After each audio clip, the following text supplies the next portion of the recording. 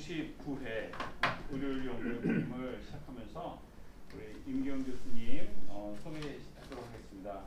우리 연대 졸업하시고 미국 뉴욕 주립대학교에서 스트레스 불안장애 센터 연수 마치시고 일리노이 대학에서 의학교육학 석사과정 수료하셨습니다. 그리고 이제 아주대학에서 인문사회의학 교실 및 정신과학을 맡으셔서 아주의대 학장 역임하셨고 의평원에서 의학교육인증단장, 또 의료인문학 연구회장님, 또 의학교육학회 회장님 역임하시고 지금 또 의사협회에서 중앙윤리위원으로 또 열심히 또 섬겨주고 계십니다. 네. 예, 반갑습니다. 원래 저한테 주셨던 오늘 강의 제목은 효과적인 자율규제 어떻게 할 것인가 였습니다. 그런데 제가 그냥 제 마음대로 그 주제를 좀 바꿨습니다. 제 생각에는 이 외국에서는 뭐 여러 나라에서 이렇게 아무렇지도 않게 실시가 되고 있는 이 자율규제가 우리나라에서 이렇게 좀 하기 어려운 일인가, 또 오히려 시간이 갈수록 점점 더 아주 그 자율규제를 실시하기가 힘들어지고 또 어떤 면에서는 좀 거의 불가능한 일처럼 느껴지는 그 근본적인 이유는 무엇일까, 그런 것들을 좀 생각해보는 시간을 가졌으면 했습니다. 우리가 이제 그런 자율규제가 특히 우리나라에서 잘 안 되는 원인을 알아야 거기에 대해서 뭐 대응책이라든가 해결책들도 나올 수 있기 때문에 주제를 한번 그렇게 잡아봤습니다. 제 생각에는 이 자율규제가 우리나라에서는 어떻게 보면 이제 진퇴양난의 상태에 빠져 있다라고 생각을 합니다. 하나는 이제 의료계 외부의 문제인데요. 우리나라 국가, 뭐 행정부, 보건복지부도 그렇고 사법부도 그렇고 또 우리나라 국민들 이런 사람들이 의사 집단한테 자율징계권을 줄 생각이 그야말로 1도 없는 그런 사회다. 그래서 이 징계를 어떤 개인에 대해서 징계를 할 수 있는 주체는 오직 국가만이 할 수 있다, 사법부만이 할 수 있다, 뭐 아니면 이제 행정부만이 할 수 있다, 뭐 이런 식의 생각을 갖고 있는 것 같아요. 그거를 저는 이제 이 자유주의라고 하는 개념을 가지고 한번 좀 설명을 해보려고 합니다. 또 한편에 또 반대쪽에서 보면은 우리 의료계 내부에서의 문제가 있는데요. 우리 의료계 내부 동료 의사들은 윤리위원회라든가 뭐 이런 데가 어떻게 보면은 자신들의 권익을 이제 보호해주는 그러한 일을 해야 된다. 뭐 국가라든가 뭐 국민들이 의사를 못 잡아먹어서 난리인데 동료 집단에서조차 뭐 징계 운운하고 이런 것들은 말도 안 된다. 이런 식의 개념들을 갖고 있어요. 그래서 그렇게 하는 것들은 이제 징계를 한다는 건 굉장히 비정한 것이고 어떻게 보면 이제 동업자 정신을 망각한 것이다. 이런 식으로 생각하는 경향이 있지 않나. 그래서 저는 그것을 이제 도덕주의라고 하는 그런 개념을 한번 좀 설명을 해보려고 합니다.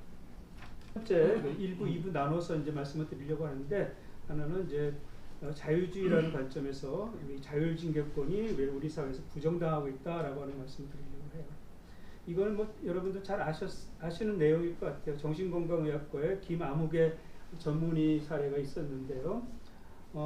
이 사건은 2017년 11월 달에 처음에 불거졌던 사건입니다. 제가 2017년 9월 달에 대한신경정신의학회 윤리위원장을 맡았고요. 그래서 맡자마자 윤리위원회를 이제 윤리인권위원회로 바꾸고, 그 당시에 보니까 이제 윤리위원회 규정이나 뭐 이런 게 전혀 없었어요. 그래서 이거를 이제 규정을, 외국 규정들을 이제 이런 것들 다 공부해가지고 새로 규정을 다 만들고 그 규정을 대의원회에 이제 상정을 해서 통과시키려고 하는 그런 찰나에 이 유아인 씨 사건이 터진 겁니다. 이 양반이 원래 이 양반이 이제 그 TV나 이런 데 자주 출연했던 그런 의사인데, 일종의 쇼닥터였는데, 그래서 환자들 중에도 이제 연예인들이 굉장히 많았습니다. 그랬는데 이제 뜬금없이 자기 SNS에다가 이 유아인 씨가 좀 어떻게 보면 이제 조울증에 걸린 것 같다. 좀 하는 짓이 요즘 이상하다. 뭐 이 당시에 이제 페미니즘 갖고 이제 뭐 팬하고 이렇게 논쟁을 하고 뭐 그랬던 일들이 있었는데, 이제 그런 것도 저런 것도 갖고 아무래도 조울증이 온 것 같으니까 빨리 가족들이 데리고 정신과 가봐라, 뭐 이런 식의 내용들을 공개적으로 올린 겁니다. 그랬더니 이제 이것이 문제가 되니까 이 유아인 씨 소속사가 법률 대리인을 통해 가지고 이제 문제를 삼았어요. 저희 대한신경정신의학회 윤리인권위원회도 제소를 했고 의사협회에도 이제 제소를 했던 그런 일들이 있었습니다. 그래서 저희가 규정에 따라서 이제 조사위원회를 구성을 해서 이 내용이 사실인지 뭐 이런 것들을 이제 조사했는데 그 과정에서 여러 가지 다른 문제가 드러난 겁니다. 이 사람이 환자를 꼬셔서 성관계를 했고, 근데 그 성관계를 한 후에 태도가 돌변해서 환자가 이제 그것에 대해서 자꾸 문제 제기를 하니까 거꾸로 이 환자가 동성애가 있었다라고 하는 것, 학교 선생님이었다라고 하는 것, 또 뭐 이런 것들을 SNS상에다 막 공개를 해버린 거예요. 그래가지고 이제 큰 이제 사회적인 문제가 되고 그랬던 게 있었고요. 또 이 병원에 같이 일하고 있었던 간호사들이 또 저희를 찾아가가지고 제보를 한 것들이 뭐 여러 가지 다양한 의료법 위반 사항, 또 본인이 어떤 약물 중독 상태에 있는 거, 뭐 이런 것들이 계속 문제가 돼가지고 저희가 조사위원회에서 다 그걸 확인을 했고, 그래서 청문회를 열었고 본인의 얘기를 듣고 이런 여러 가지 일련의 과정을 거쳐서 저희는 이제 제명을 했습니다. 그리고 의협윤리위원회에다가는 이제 징계 요청을 했고 보건복지부에다가도 징계 결과를 보고하면서 이 사람의 이제 그 의사 면허에 대한 것들은 윤리위원회를 통해서 중앙윤리위원회를 통해서밖에 할 수가 없기 때문에 우리는 최소한 정신과 의사로서 환자를 계속 보는 일은 막을 수 있지 않겠냐. 그래서 일단 전문의 자격을 어떻게 좀 제한을 해달라 뭐 이런 식의 요청도 제가 공문을 올렸었습니다. 그랬는데 이 양반이 이제 재판을 건 거예요. 이 징계가 무효다라고 하는 거 소송을 냈고요. 또 다른 이제 이 환자들이라든가 이런 사람들이 또 반대로 이분을 이제 강제 추행이라든가 뭐 의료법 위반 이런 걸로 해가지고 또 형사 재판이 진행이 되기도 했고요. 이제 그런 상태에서 저희는 이제 11월달에 처음 이 일이 생긴 다음에 거의 한 2개월, 3개월 만에 제명까지 이제 바로 처리를 했던 거였는데 의협윤리위원회에서는 징계 절차가 개시된 후에 거의 2002년 정도 계속해서 재판 결과를 대기하는 그런 이제 상황이 벌어진 겁니다. 이 징계 무효 소송이라든가 뭐 이런 형사 재판 이런 것들이 진행 중이니까 저 결과를 보고 우리가 어떤 조치를 하겠다라고 해서 한 것이 2년 가까이 됐었고 그 와중에 2020년 3월달에 이분이 자살을 했습니다. 그래서 이제 이 사건이 이제 끝나버린 그런 일들이 벌어졌고요. 이분이 이제 자살하기 직전에 실제로 이제 뭐 어디죠? 그 PD 수첩에도 이 양반의 것들이 계속 나왔어요. 왜 그러냐면 이분이 계속 정신과 의사로서 근무를 하면서 또 다른 환자를 또 성관계를 갖는 그런 문제도 있었고요. 그래서 그 사람이 뭐 이제 결혼을 약속했다 뭐 이래가지고 또 그게 문제가 되고 그래서 저 피해자라든가 저 문제를 이제 공론화했던 여러 단체에서는 도대체 이 사람이 계속 이런 식으로 정신과 의사가 환자를 상대로 성관계를 하고 이런 것들이 지속되는 걸 왜 못 막느냐 이런 비난들이 엄청 쏟아졌고 그 중에 하나로서 이 PD 수첩에서 60분 동안 이 문제를 다뤘습니다. 그리고 그거를 본 사람들은 상당히 충격을 받았어요. 왜냐하면 이분이 그 TV에 나와서 인터뷰한 내용이 정말 황당한 그 자체였거든요. 실제로 이분은 저희가 보기에도 정신적으로 굉장히 건강치 못한 그런 상태였습니다. 그래서 이분은 오히려 자기가 강간을 당했다 뭐 이런 식의 것들을 얘기했고요. 저희가 이제 이것에 대해서 우리가 이제 여러 가지 얘기를 한 게 있습니다. 그래서 여기도 보시면 뭐 이 신경정신의학계가 제명을 한 후에 1년이 지났지만 여전히 정신과 전문의로서 환자를 진료하고 있다. 그 다음에 신경정신의학계는 복지부에 윤리위 조사 내용을 전달하면서 전문의 자격이라도 취소해달라고 요청했지만 1년이 넘도록 묵묵부답이었다. 뭐 이 사람들은 기자가 확인을 했더니 자기네 공문이 받은 적이 없다 뭐 이런 소리까지 했다고 그래요. 그러니까 전혀 뭐 공문을 읽어보지도 않은 그런 상태였던 것 같습니다. 그래서 임기영 윤리위사는 당시 윤리위 규정을 개정해서 최고 수위의 징계를 제명으로 올리고 최초로 김 원장한테 적용했다. 하지만 학회 회원 제명일 뿐 실질적으로 불이익을 줄 수 있는 게 하나도 없다. 그래서 복지부에 의사 면허 취소는 아니라도 전문의 자격 취소는 할 수 있지 않느냐고 요청했지만 답이 없었다. 나쁜 짓을 하거나 비윤리적인 행동을 하는 의사들을 의사 면허를 정지하거나 취소할 수 있어야 하지만 그럴 권한이 학회나 의협에 없다. 그나마 할 수 있는 게 복지부의 행정처분을 요청하는 것이다. 최근 진행하고 있는 전문가 평가제 시범사업에서 의협이 복지부에게 요청할 수 있는 최고 수위 행정처분은 의사 면허 정지 1년 이하다. 그 수준으로밖에 건의를 할 수 없다라고 지적했다. 이렇게 되면서 또 여기 보면은 우리 이사장도요, 권준수 이사장도 답답함을 호소했다. 현재 우리가 할 수 있는 게 없다. 학회 회원 제명이라는 최고 수위 징계를 내렸지만 의사 면허를 주는 것은 복지부라며 의협이나 복지부의 김원장에 대한 어떤 학회 윤리위 조사 내용을 전달하고 조치를 요구했지만 지지부진한 상태가 이어지고 있다. 뭐 이런 거예요. 결국은 하여튼 제대로 처리를 못하고 이 사건이 이제 불행한 결과로 이제 종결이 됐습니다.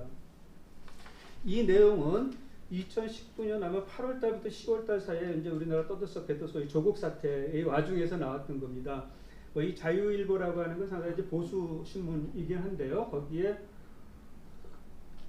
모 정신과 전문의가 이런 글을 썼어요. 정신과 전문의가 본 조국은 사이코패스 이래가지고 뭐 맞는 내용인지 틀린 내용인지 모르겠습니다만 이거를 이제 이런 식으로 딱 써버리니까 이게 문제가 된 거예요. 다행히 조국 측에서는 뭐 특별한 반응이 없었지만 그분을 지지하는 사람이 이제 이걸 가지고 또 대한신경정신의학회 이제 징계 요청을 해온 겁니다. 근데 사실은 우리 정신과에 이제 골드워터 룰이라는 게 있는데요. 정신과 전문의가 유명인을 직접 진료하지 않고 뭐 그 사람은 사이코패스다, 안티소셜이다, 뭐 이런 식으로 이야기하는 거는 이제 금지되어 있는 겁니다. 그래서 미국 같은 데서 이제 그걸 징계하게 돼 있는데 우리나라 물론 뭐 그것에 대한 명확한 규정이 있는 건 아니지만 뭐 이것도 이제 그거에 준해서 할 수가 있기 때문에 어쨌거나 이것도 똑같은 저희가 조사위원회, 청문위원회 다 열고 해가지고 전체 회의에서 결국은 이제 자격정지 1개월 정도로 이제 아주 약하게 징계를 내렸습니다. 그랬고 이 사람도 역시 좀 정신적으로 조금 건강하지 못하신 분이라서 굉장히 길게 뛰고 뭐 그때도 뭐 굉장히 반발이 심해가지고 이제 뭐 1개월도 자기는 용납할 수 없다라고 했고 더군다나 이거를 이제 징계를 하게 되면은 저희 이제 학교 신문에 공개하고 홈페이지에 징계 사실 공개해야 되는데 그러면 자기는 이제 명예훼손으로 걸겠다 뭐 이렇게 했고 저희가 저희 변호사한테 자문 변호사한테 물어봤더니 실질적으로 이름을 밝히면은 우리나라에서는 사실적시 명예훼손죄가 될 수 있다. 뭐 이런 식으로 얘기를 하더라고요. 변호사들은 징계 결과를 올려도 상관이 없답니다. 변호사들은 법을 바꿨기 때문에 거기에 그 징계를 공고할 수 있다라고 하는 규정이 있어서 그런데 변호사를 대한 모든 직역에서는 윤리위원회를 가지고 징계를 하면은 그걸 올릴 수가 없다는 거예요. 그래서 저희가 궁여지책으로 그냥 아무개 회원 뭐 이런 식으로 올렸습니다. 그런데 얼마 전에 이 양반이 저희 학회에다가 또 메일을 보냈어요. 가끔 이래요. 가끔 이러는데 아무리 생각해도 억울해서 견딜 수가 없다. 그러니까 윤리인권위원회 측에서 저에 대한 청문회를 다시 열어달라. 그리고 저에 대한 징계 처분을 취소하고 이거를 대한의사협회지에 게재하고 사과문도 게재해라.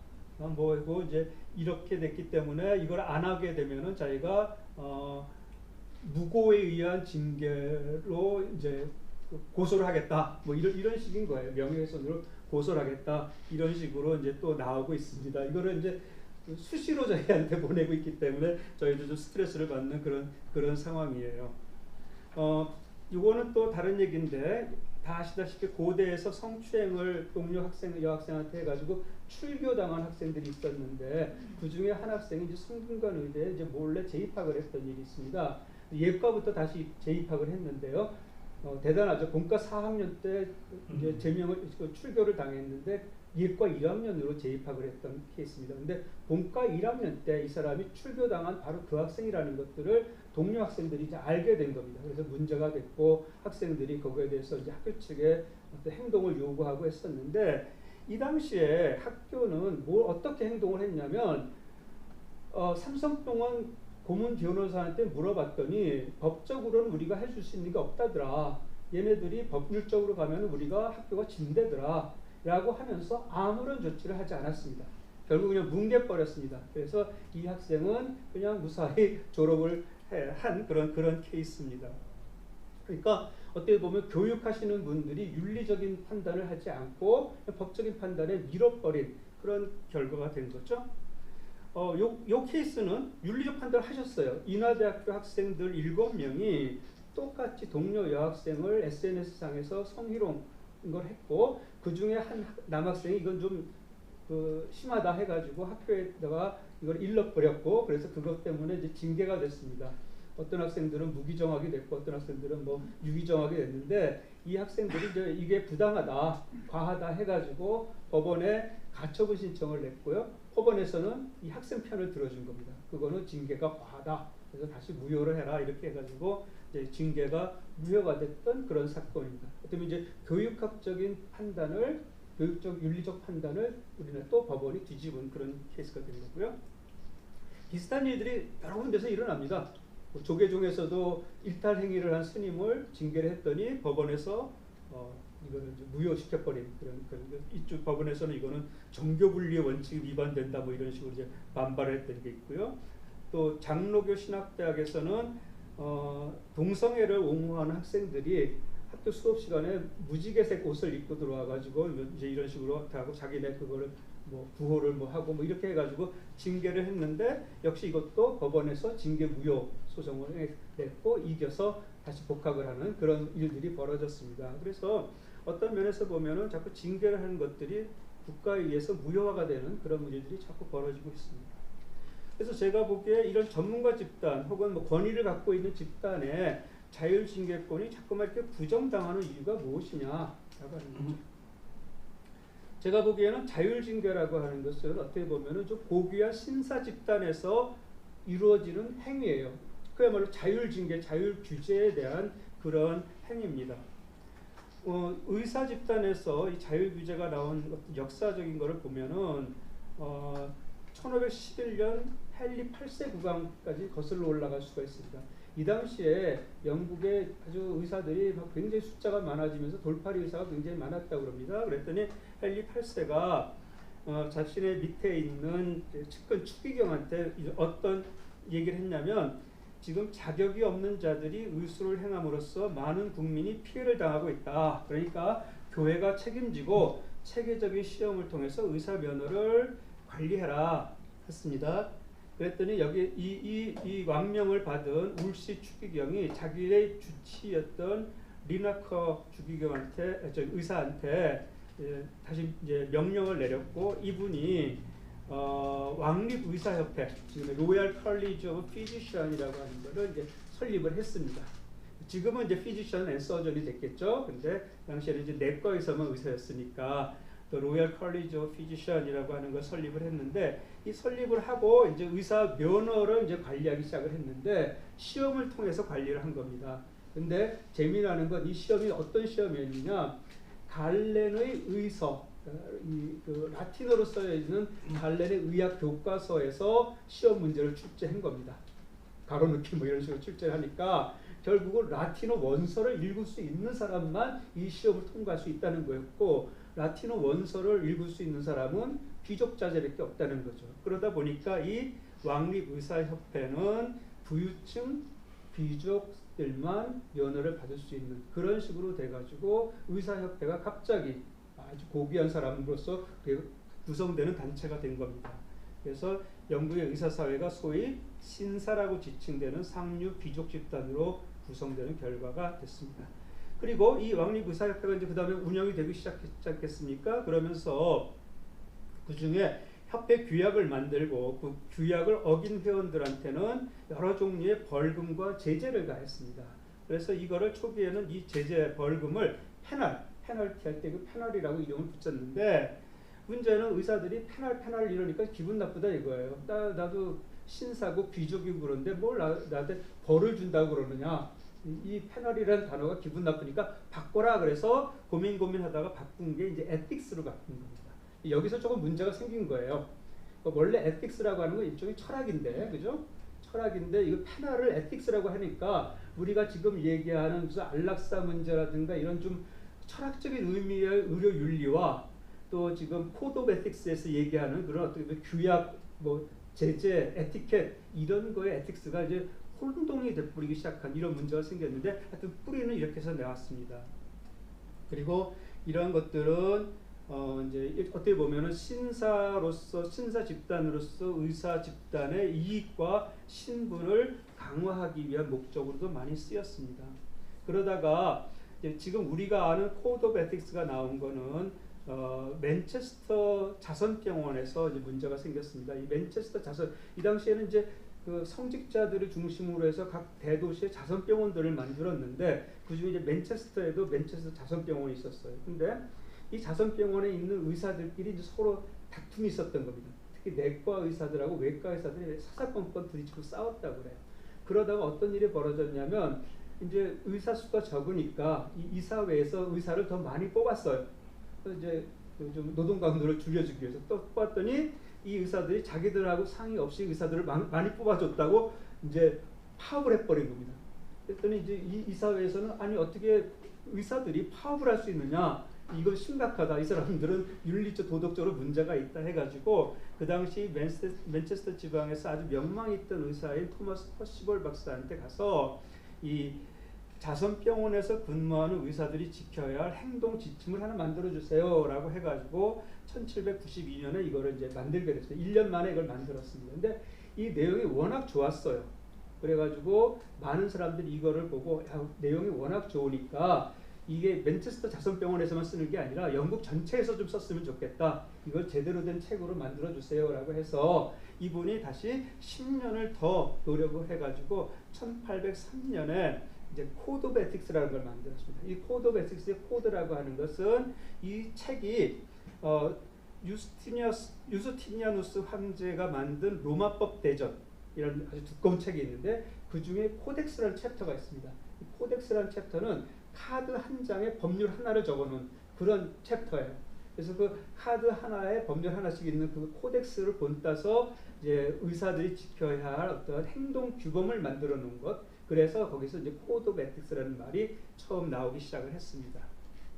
그리고 이때의 코드 오브 에틱스는 한마디로 버추 에틱스라고 합니다. 그러니까 이게 뭐냐면 의사들을 너희들은 신사고 고귀한 사람이고 돈도 잘 벌고 이런 사람들이니까 니들이 가난하고 불쌍하고 그 다음에 병 걸려서 정말 사경을 헤매는 이 환자들을 어여삐 여겨서 잘 좀 봐줘라 뭐 이런 식의 내용들인 거예요.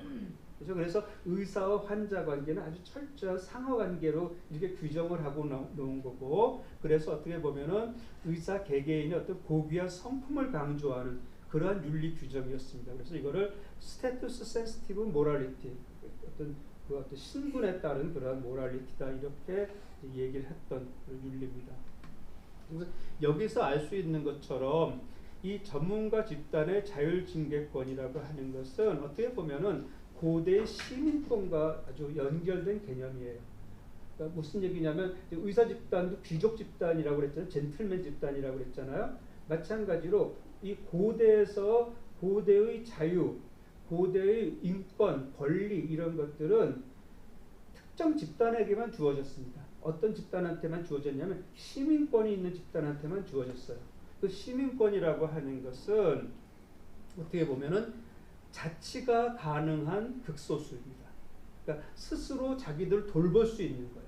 주재를 할 수 있는 그런 사람들이에요. 그래서 절제, 지혜, 중용, 정의 같은 덕목들이 서로를 지탱하고 증진할 경우에만 이 자치가 실현될 수 있고, 이런 자치를 하기 위해서는 소위 덕성교육, 하이데이아가 아주 필수적인데 그게 뭐냐면 소위 자유칠과라는 겁니다. 요즘으로 얘기하면 인문학 교육인 겁니다. 그래서 이거는 이제 삼학사과라고 그러는데, 삼학은 주로 문법, 논리, 수사학이고 사과는 산술, 기하, 음악, 천문 이런 것들을 공부해야만 이제 비로소 시민으로서 인정을 받게 되고 시민권을 부여받게 되는 거고, 시민권이 있는 사람들은 자기 마음대로 할 수 있는, 자치를 할 수 있는 권리가 있는 겁니다. 물론 이제 스파르타 같은데 저기다 이제 군사훈련까지 포함이 되겠죠. 그래서 이 당시의 고대의 자유라고 하는 것은 스스로 절제할 수 있는 고귀한 소수만이 누릴 수 있는 자유고 쟁취하는 자유다. 그리고 이것은 저급하고 쾌락적인 욕구를 노예처럼 추구하고픈 욕망을 이겨내는 일종의 학습된 역량이다. 이런 거예요. 그런데 이러한 그리스 로마 시대의 전통이 그 후에 기독교가 들어왔을 때 스토아 철학 뭐 이런 식으로 해서 중세에도 계속 이어져 내려왔던 거죠. 그죠? 몇 년이 내려왔는데 문제가 17세기에 들어서 다른 사상이 나오기 시작을 했는데 그게 바로 자유주의 사상이다. 대표적인 자유주의 사상가들은 토마스 홉스, 존 로크, 존 스튜어트 밀 이런 사람들이었는데 이런 사람들이 말하는 자유는 기성 권위로부터의 해방을 말하는 겁니다. 그래서 임의적인 문화와 전통으로부터 탈출하는 거예요. 이 사람들은 종교도 그렇고 교육도 그렇고 가정도 그렇고 이게 다 그냥 인간이 만들어낸 임의적인 문화라고 한 거예요. 그래서 어떻게 보면은 인문학 교육, 덕성 교육은 억압의 수단이다. 그러니까 한 사람이 다른 사람을 억압하기 위한 수단이다. 그리고 이것은 잘못됐고 우리는 각각 개인이 갖고 있는 합리성을 믿어야 한다. 그리고 학문적 발견과 경제적 번영을 통해서 자연에 대한 인간의 힘과 지배력을 강화해야 한다. 이런 거예요. 이게 이제 이 근대 사회로 들어오면서 아주 유행이 됐던 사상이죠. 그 전까지는 자연을 경외하고 우리가 절제하고 뭐 너무 풍족하게 살지 않고 뭐 이런 것들이었는데 이제 달라진 겁니다. 토마스 홉스의 리바이어던에 보면 이런 것들이 있습니다. 국가는 오로지 자율적인 개인들로만 구성되고 이 개인들은 국가에 의해서만 억제된다. 개인과 국가는 존재론적으로 가장 상위에 있는 두 가지 요소이다. 그러니까 쉽게 말하면 개인이 먼저입니다. 우리가 개개인들은 천부 인권을 타고났고 그거는 쟁취하는 자유가 아니라 주어진 자유다. 그리고 그 주어진 개개인의 자유는 다른 사람한테 해를 끼치지 않는 범위 내에서는 무조건적으로 무제한적으로 통용이 되는데 그럼 다른 사람한테 해를 끼치는 그 경우는 누가 통제하느냐? 오로지 국가만이 통제할 수 있다라고 하는 거죠. 그러니까 결국은 개개인의 무한한 자유를 보장하기 위해서 유일하게 통제할 수 있는 수단 하나를 두는데 그건 국가다. 이렇게 된 거고 그 외에 모든 통제할 수 있는 그 조직은 다 무시해야 된다라고 하는 거죠.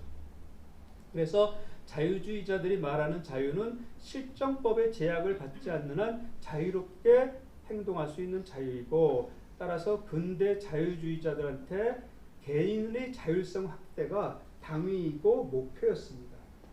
그래서 이것이 17세기부터 이제 이러한 사상이 점점 퍼지기 시작을 했는데 결정적으로 불란서 대혁명에서 이것이 실질적으로 분출돼서 나온 겁니다. 혁명이 일어났던 겁니다. 그 전까지는 하나의 철학자들의 생각으로 굳어졌던 것들이 실제로 사회를 변혁시켰었던 것 최초가 프랑스 대혁명이었고 그 다음에는 미국은 이 프랑스 대혁명의 사상을 받아들여서 국가 건국이 이 자유주의 사상에 입각해서 건국이 된 겁니다.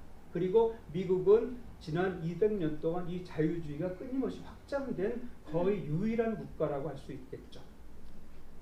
그러면서 200년 동안 자유주의는 인류 역사상 가장 성공한 이념으로 자리를 잡았는데 임마누엘 칸트가 한 얘기가 있습니다. 역사는 반드시 종점이 있을 것이다. 이 종점이란 인간의 잠재 능력 속에 감추어진 최종 목적과 같은 것이며 그 최종 목적은 바로 인간 자유의 실현이다. Realization of Human Freedom일 것이다. 라고 1789년에 얘기를 했는데 1989년 딱 200년 후에 미국의 정치학자인 프란시스 후쿠야마 교수가 역사의 종언이라는 책을 썼어요. 이게 뭐냐면 소비에트 연방이 무너지고 나서 드디어 역사가 임마누엘 칸트가 얘기한 종점에 달았다. 드디어 마지막까지 남아서 자유주의와 경쟁을 했던 공산주의가 드디어 몰락했고 이제는 인류한테는 자유주의라는 이념만 남았다. 이 역사가 종점에 다다랐다. 이렇게 얘기를 한 겁니다. 그래서 앞으로는 이제 이 우리가 꿈꿔왔던 자유주의가 그야말로 아름답게 꽃피울 일만 남았다. 이런 식으로 생각을 했는데 웬걸 그 후로 한 20년, 30년이 지나면서 자유주의가 아무래도 실패한 것 같다라는 이제 얘기가 나오기 시작을 한 거예요. 왜 실패했나? 자유주의는 성공을 너무 했기 때문에 실패했다. 너무 잘 돼서 실패했다. 이런 얘기가. 왜? 지난 200년 동안 자율성이 무한히 확대가 됐습니다. 그래서 자율성의 영역에서 자유를 누리려면 가족부터 교회까지, 학교부터 마을 공동체까지 모든 비공식적이고 익숙한 기대와 규범으로 행동을 통제하는 모든 결사와 관계로부터 개개인이 해방될 필요가 있다. 근데 이러한 지금까지 우리를 억압했던 이러한 통제는 대체로 정치적 통제가 아닌 문화적 통제였다. 관습, 종교, 도덕 이런 것들이었다는 거죠. 자유주의의 극단에서 각 개인은 자기가 선택하지 않은 모든 사회관계를 불신하고 파괴한다. 그리고 이 사회관계를 무력화시키는데 정부의 힘을 이용한다. 정부가 나서서 다 파괴해 주는 거예요. 동성애 허락하는 거하고 뭐 아까 얘기한 것처럼 뭐 그 종교 집단에서 징계해도 그건 무효, 학교에서 징계해도 무효, 뭐 교회, 가족, 아버지가 딸 체벌하거나 아들 체벌해도 이거 아동학대 뭐 다 그렇게 해버리는 거죠. 모든 거를 다 국가가 나서서 정리해 주는 겁니다. 그러니까 그 이전까지 갖고 있었던 아버지의 권위, 어머니의 권위, 교회의 권위, 선생님의 권위, 의사 선생님의 권위 다 적폐가 돼버린 겁니다. 그러다 보니까 사회 규범은 점점 더 권위를 잃어가고 국가가 적극적으로 개입해서 뿌리 뽑아야 할 과거의 임의적이고 억압적인 잔재, 즉 적폐로 느껴진다. 그리고 국가는 개인주의의 주된 동력이 되어가고 개인주의는 국가의 권력과 권한을 확대하는 주된 원천이 되어가거든요. 서로 상생하는 그런 식이 돼버린 거고 그 사이에서 기존의 모든 조직은 다 무너지는. 자유주의는 존엄, 자유, 평등, 정의를 주장하지만 그 의미와 실천은 변질되어 가고 있다. 공동체 내에서의 서로 상부상조하는 인간이 아닌 고립된 개개인이에요. 나한테 간섭하지 마, 나한테 이래라 저래라 하지 마라고 하는 고립된 개인이고 자치하는 역량으로서의 자유, 레스 푸블리카가 아닌 외부 제약의 구제, 레스 프리바타, 나를 냅둬라고 하는 거죠. 우리가 어떻게 보면은 지금 이제 의회 민주주의 같이 어떻게 보면 이제 대의 민주주의 대표자를 뽑아서 그 사람들이 국회에 가서 어떤 법을 정하고 우리는 그 사람들이 우리 대표자들이 정해놓은 것을 따라가고 이런 것이 아니라 뭐 신문고 맨날 요즘은 청와대 신문고죠. 개개인이 그냥 뭐 중구난방으로 떠들게 만드는 그런 식의 것들입니다. 그래서 결과적으로 문화를 파괴하고 인문학을 붕괴시키고 그러면서 시민권이 퇴화가 되면서 그러면서 또 새로운 귀족정이 나타나요. 이 새로운 귀족정이라는 건 뭐냐면 이 상황에서 아주 개개인들은 완전히 고립이 되고 그러면서 무력화돼 버려요. 그러니까 쉽게 말하면 가붕괴라고 하죠. 가재, 붕어, 개구리가 돼 버리는 거예요. 그러니까 이 무력화된 개개인들은요. 조직에 속하지 않고 누구도 자기를 어떻게 이래라 저래라 하지 않고 그러니까 어떻게 보면 자유롭긴 하지만 굉장히 취약한 존재가 되고요. 뭐라고 해요? 욜로족 같이 돼버리고 한 푼 벌어서 한 푼 쓰고 이런 식이 되니까 나중에는 국가에 의존하게 됐죠. 국가에서 연금 주고 이런 생활을 하게 되고 이러다가 이제 나중에 외롭게 죽어가고 이런 식이 되는데 이 와중에 일부 귀족들이 나타나는 거죠. 그건 뭐냐면 재벌이라든가 뭐 조국 씨 같은 분들 이런 분들이 남들은 가분개로 살게 하고 내 자식은 유학 보내고 어떤 정략 결혼시키고 뭐 내 재산을 무기로 해가지고 너 내 말 안 들으면 국물도 없어 이런 식으로 하니까 뭐 재벌가 아이들은 아빠를 따라갈 수밖에 없는 거죠. 이런 식으로 해서 걔네들은 자기들만의 리그를 따로 만드는 거예요. 그리고 걔네들은 가분개에 비하면 엄청난 문화적 소양을 공부하고 있기 때문에 새로운 귀족이 되는 거예요. 이런 식으로 해가지고 다시 신분사회가 되는 그리고 그것은 예전에 로마 시대 때 귀족처럼 아주 공고한 귀족이 되는 그런 어떤 움직임이 있다라고 얘기를 하는 겁니다. 그래서 알렉스 토크빌 교수가 이런 얘기를 했냐면 어떤 얘기를 했냐면 평등의 시대에는 어느 누구도 타인을 도울 의미가 없고 동료로부터 지원을 받을 아무런 권리도 없으므로 누구나 독립적인 동시에 취약하다. 이런 극단적인 상황에서 그는 전반적으로 몸을 낮춘 가운데 홀로 우뚝 서 있는 거대한 실체, 즉 후견 국가로 눈을 돌리기에 마련이다. 그의 욕구는 계속해서 그 실체를 생각나게 하며 결국 그는 그 실체를 자신의 개인적인 취약함을 보강하는 유일하고도 기묘한 지지물로 여기게 된다. 그랬고 결국은 시민권이 퇴화가 돼서 자유주의의 끝장은 결국은 중우정치로 끝이 난다.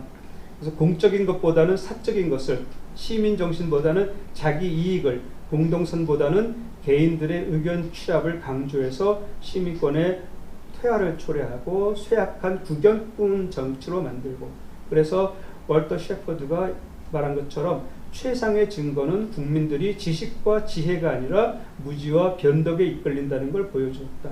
이성 하나만이 아니라 감정, 변덕, 격정도 여론을 이끄는 큰 요소들이다. 우리는 국민의 목소리가 곧 신의 목소리라는 말을 더 이상 듣지 않는다 라는 말을 했어요. 결국 이런 바탕하에서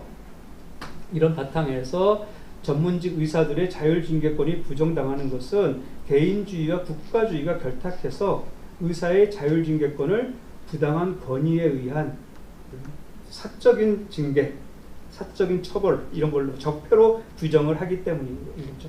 결국은 지금 현대 사회에서 가정의 권위, 연장자의 권위, 교회의 권위, 학교의 권위, 회사의 권위가 부정당하는 것과 같은 맥락으로 결국 의사들한테 저런 징계권을 절대로 줄 리가 없다라고 하는 겁니다.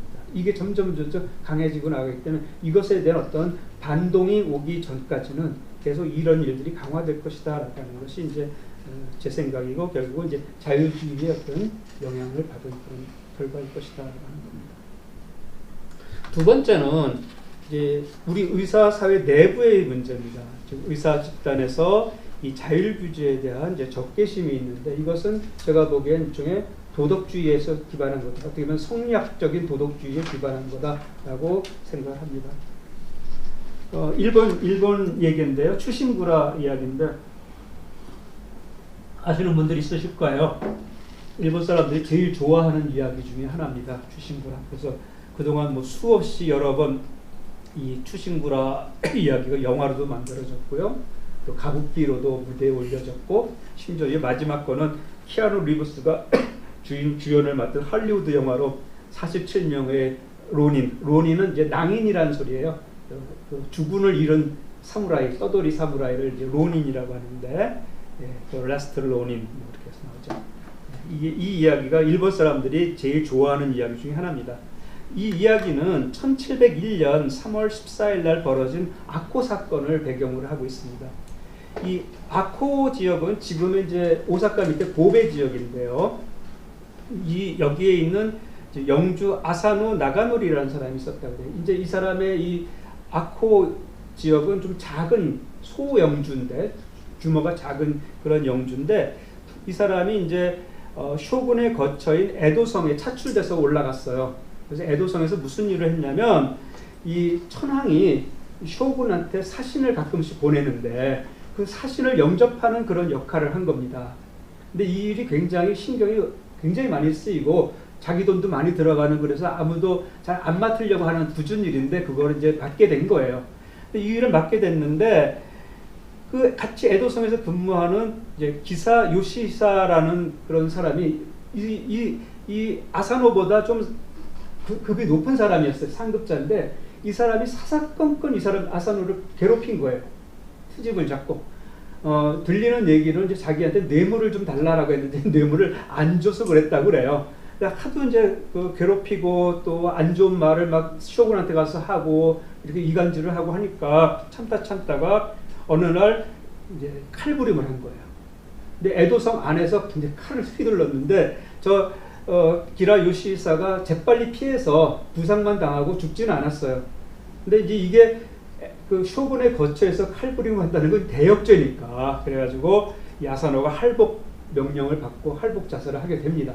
그리고 이 아코 영주는 이제 몰수가 돼가지고 다른 데 뿔뿔이 나눠져 버리게 되고, 이 아사노 휘하에 있었던 47명의 사무라이들이 이제 떠돌이 낭인이 된 거예요. 론인이 돼가지고 이제 사방으로 뿔뿔이 흩어졌어요. 근데 이 사람들이 자기 주군의 복수를 위해서 1년 동안 철치부심을 합니다. 여기 보면은 오이시 구라노스케라는 사람은 자기가 알코올 중독자인 것처럼 행세를 하면서 그렇게 됐고, 어떤 사람은 자기 누이 동생을 원수 집안에 첩으로 보내기도 하고, 이런 식으로 해서 이제 눈을 속인 그런 상태로 1년을 지났다가 그 다음에 12월 15일 날 일시에 이 기라의 저택을 습격을 해서 몰살을 시켜버린다. 기라의 일가족과 뭐 거기에 있는 일꾼들 뭐 전원을 다 몰살을 시켰고, 이제 기라 살려달라고 이제 애원하는 기라도 목을 베가지고 자신의 주군인 아사노의 묘지에 갖다가 바쳤습니다. 이 사건이 일어나고 나니까 많은 사람들이 이 47명의 론인을 칭송을 하고 이 사람들은 정말 충신들이다. 이 사람들을 처벌하면 안 된다라고 했고, 일부 이제 다이묘 영주들은 얘네들을 내 밑에서 내가 거둘 테니까 좀 처벌하지 말아달라 뭐 이런 식의 얘기들 막 했어요. 그랬는데 이때 등장하는 사람이 오규소라이라는 사람입니다. 이 오규소라이는 에도 중기의 유학자고, 이 사람은 아주 유명한 성리학 비판론자입니다. 이 사람은 성리학이 억측에 근거한 허망한 요소일 뿐이다라고 얘기를 했고, 우리가 원래 원전인 공자의 책, 맹자의 책을 원전 그대로를 좀 해석을 해야 된다, 뭐 이런 식의 얘기를 했습니다. 그리고 또 한 가지는 그거는 그거고 유교는 유교고 정치는 또 다르다 해가지고 정치개혁론인 정담이라는 책을 써가지고 했고, 이분은 그 쇼군의 어떻게 보면 정치 어드바이저였어요.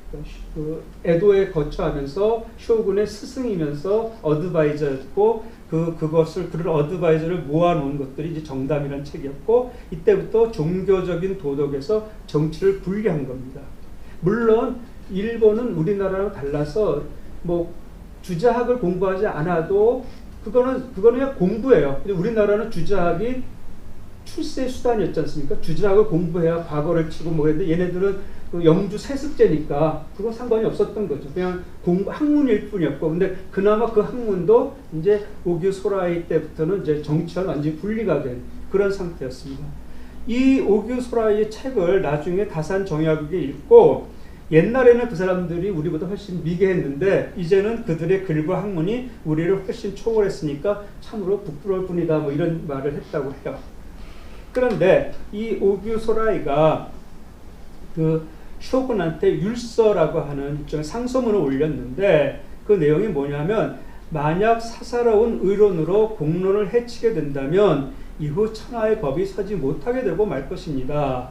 그래서 이 47명의 론인들은 천하의 대법을 어겼으니까 사죄, 죽음의 죄에 처해야 마땅하지만 그들의 행동은 사무라이의 도로서, 무사도로서는 훌륭하기 때문에 목을 쳐서는 안 되고 칼복의 예로 처리해야 마땅합니다 라고 얘기를 했습니다.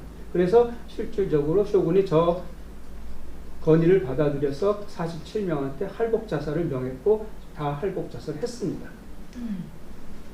이렇게 되니까 이제 여론이 들끓은 거예요.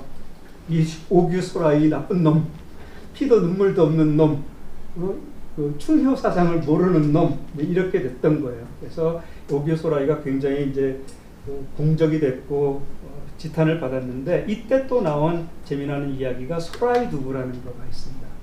사실 이 오규소라이는 어렸을 때 굉장히 집이 가난했어. 그랬는데 하루는 너무 배가 고파서 시장 통해서 두부 가게에 가가지고 몰래 두부를 훔쳐 먹다가 잡혔습니다.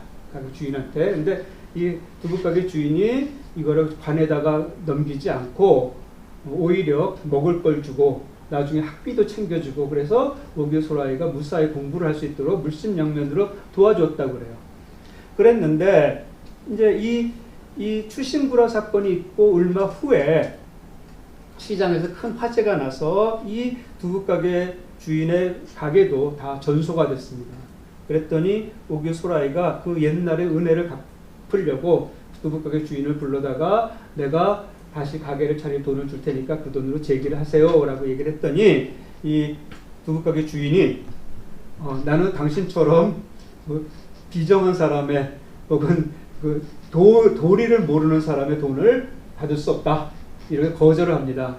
그랬더니 이제 오규소라이가 당신이 어렸을 때 나를 관가에 넘기지 않은 것은 결국 나의 명예를 지켜주기 위한 것이었고, 당신이 나의 명예를 지켜준 덕에 내가 지금 이 자리까지 올 수 있었다. 내가 그 47명의 론인을 할복자살을 하게 한 것은 무사들로서 그 사람들의 어떤 명예를 지켜주기 위한 어쩔 수 없는 선택이었다. 그거를 좀 이해해 주기 바란다 라고 이야기를 했고, 그러면서 사무라이는 두 개의 칼을 차고 다니는데 그 중에 큰 칼은 적을 베기 위한 것이고, 작은 칼은 모든 어떤 막다른 골목에 모였을 때 내가 스스로 내 배를 갈라서 명예를 지키기 위한 그런 것이다 라고 이야기를 했습니다. 이것은 어떻게 보면 지금 우리가 프로페셔널리즘을 얘기하는, 자기규제를 얘기하는 거랑 똑같아요. 그러니까 무사도라고 얘기하지 않습니까? 지금 일본 사람들이 우리 메디컬 프로페셔널리즘을 의도라고 해석을 한다고 하는데 그 같은 도죠. 일본 사람들도 뭐 우리하고 비슷하게 유교적인 문화를 갖고 있기 때문에 아직도 충효 사상 이런 거를 중요하게 생각할 수 있겠습니다만, 그럼에도 불구하고 저 추신구라 이야기를 계속 듣고 소라이 두부 이야기를 계속 듣고 하면서 이 세상에는 그런 감정적인 거, 도덕적인 거, 뭐 유교적인 것 말고 법을 지켜야 되는 것들, 더 중요한 것, 비정하게 행동을 해야 되는 것, 이런 것들도 있구나라고 하는 교육을 반복해서 받지 않을까 하는 그런 생각을 합니다. 그런데 우리나라는 저런 어떤 변화가 없었던 거예요. 우리나라는 조선시대 이후로 지금도 우리 많은 사람들이 오늘날 우리나라를 후조선이라고 얘기를 하는데, 결국은 성리학적 전통이 그대로 내려오고 있고, 알게 모르게 그것이 우리 사회에 여러 가지 영향을 주기 때문에 여러 사람들이 우리나라에서는 공자가 죽어야 나라가 산다라는 말도 합니다. 실제로 공자와 좀 대비가 되는 것이 이제 법가 사상인데요. 대표적으로 한비자에 보면은 상으로 장려하고 벌로 억누르려고 하지 않고 권세를 잃고 법을 버린다면 요와 순이 집집마다 찾아다니고 사람마다 설득을 해도 새 집을 채 다스리지 못할 것이다. 법대로 해야 된다라고 하는 얘기죠. 또 같은 한비자에 이런 얘기를 했습니다. 의사가 남의 상처를 빨고 남의 나쁜 피를 머금는 것은 고륙의 정이 있어서가 아니라 이익이 더해지기 때문이다. 수레를 만드는 사람은 수레를 만들면서 사람들이 부귀해지기를 바라고, 관 짜는 사람은 관을 짜면서 사람들이 일찍 죽기를 바란다.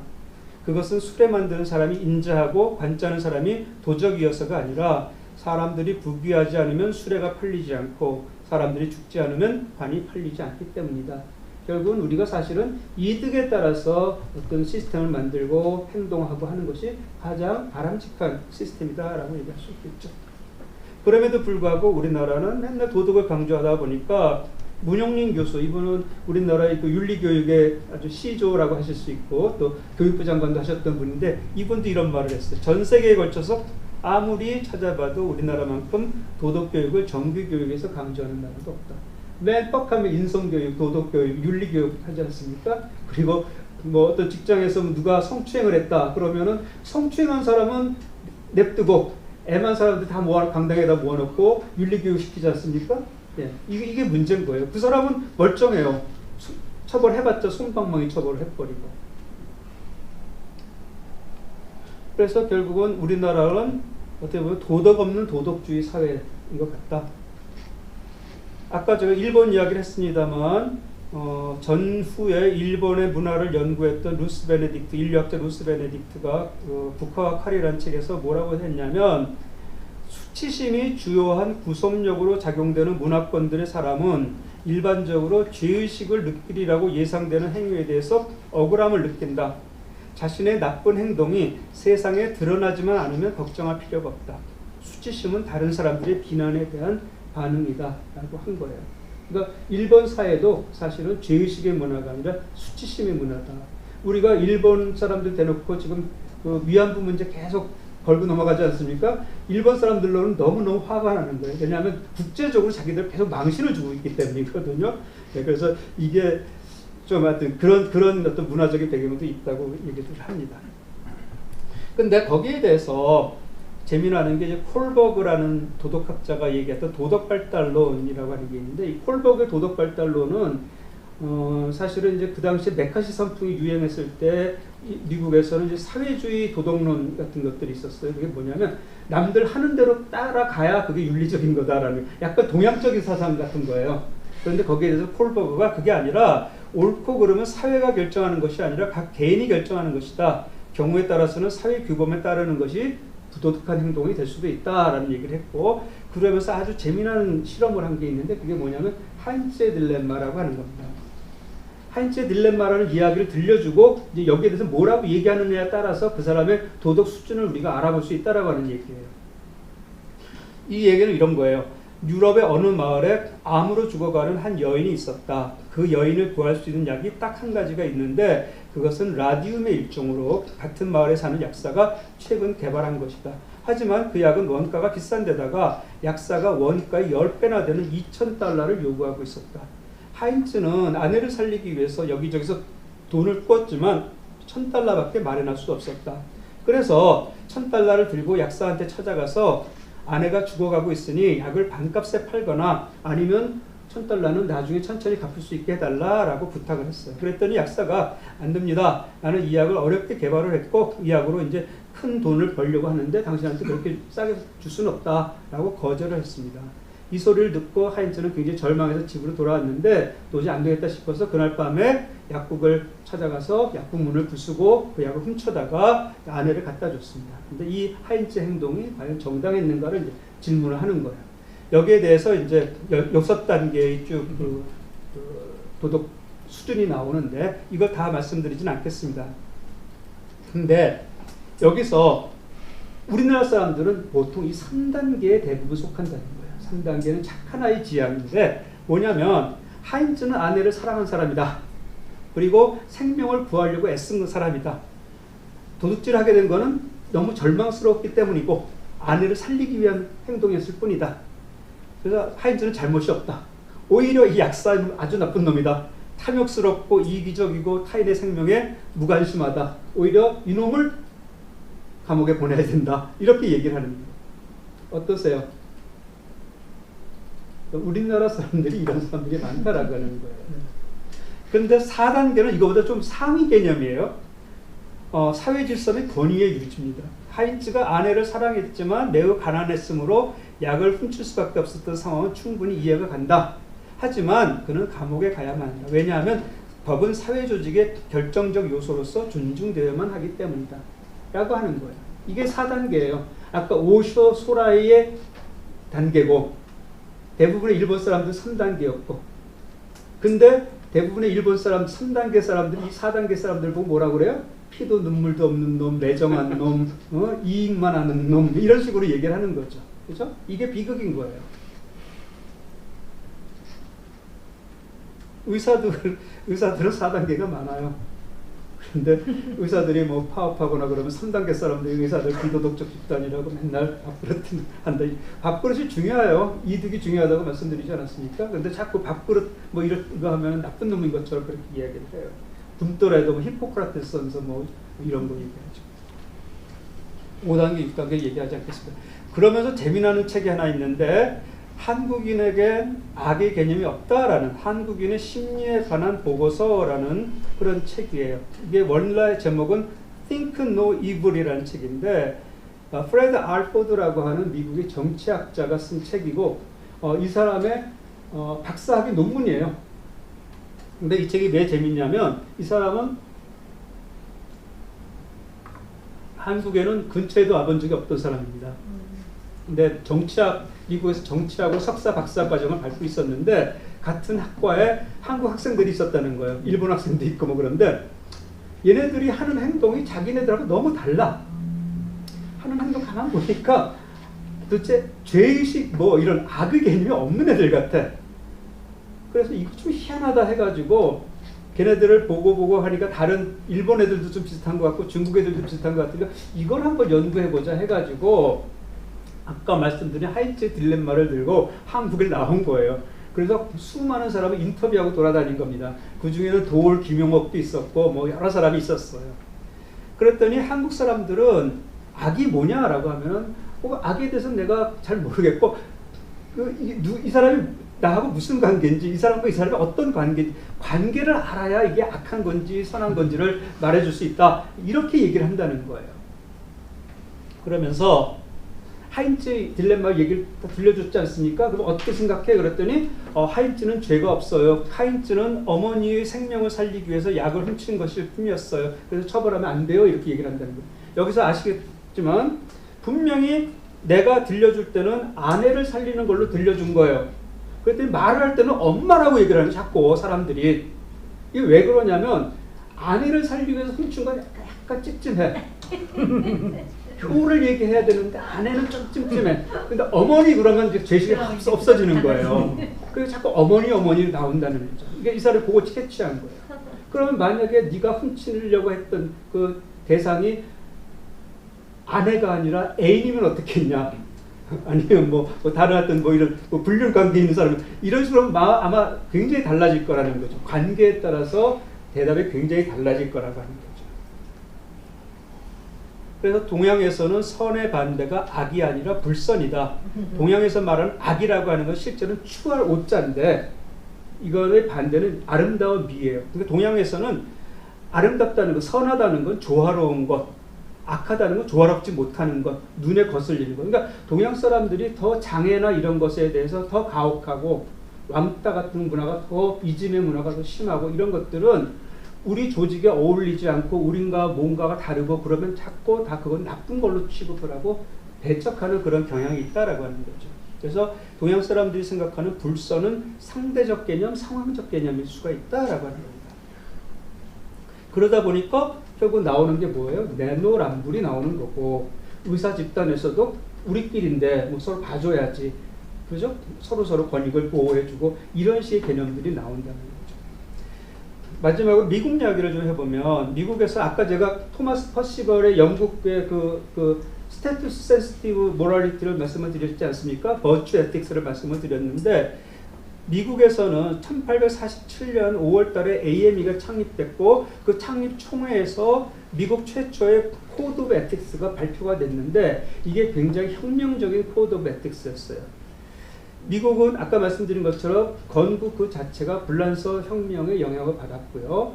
미국 사회도 불란서 혁명의 영향을 받은 사람들이 그 상층의 리더 역할을 했습니다.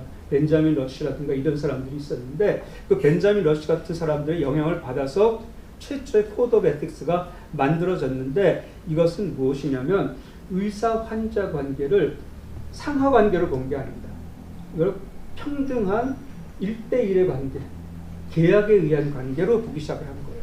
그래서 퍼시벌의 윤리강령, 그 전까지 1847년 이전까지는 영국 윤리강령을 그대로 들여다가 번역해서 그러니까 그냥 썼는데 이 중에서 사회계층을 구분하는 용어들은 모두 빼고 강령을 의사와 환자 그리고 사회 사이의 계약에 근거한 상호 권리와 의무로 규정을 했습니다. 그리고 의사와 환자 그리고 사회는 모두 동등하게 권리와 의무를 동시에 갖고 있다는 그런 식으로 했고요. 그래서 이거는 불란서 혁명의 영향을 받은 거다.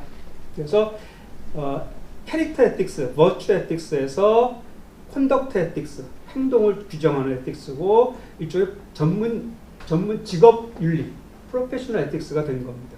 그래서 상호주의 원칙에 입각한 거고요. 그래서 환자에 대한 의무가 이 코드 오브 에틱스의 근간을 이루게 된 겁니다. 그랬는데 이 1847 윤리 강령이 나오니까 미국도 여기에 대한 공격이 시작이 된 거예요. 왜? 미국의 의사들도 영국 의사들처럼 자기들을 신사로 본 거거든요. 그런데 이 1847년 코드 오브 에틱스는 이거 하면 안 되고 저거 하면 안 되고 이러면 처벌할 거 저건 처벌할 거 계속 이런 식으로 나간 거거든요. 그러다가 그게 굉장히 좀 불쾌했던 거예요. 그래서 뉴욕주 의사협회를 중심으로 해서 이제 윤리 강령을 공격하기 시작을 했습니다. 나의 자율과 다른 사람의 도덕관념에 의해서 판단될 의무가 없다. 내가 알아서 할 테니까 간섭하지 말라라고 하는 이야기죠. 그리고 이걸 집요하게 공격을 해서 60년이 지난 1903년 뉴올리언스 AME 총회에서 드디어 1847년 윤리 강령이 폐기가 됐습니다.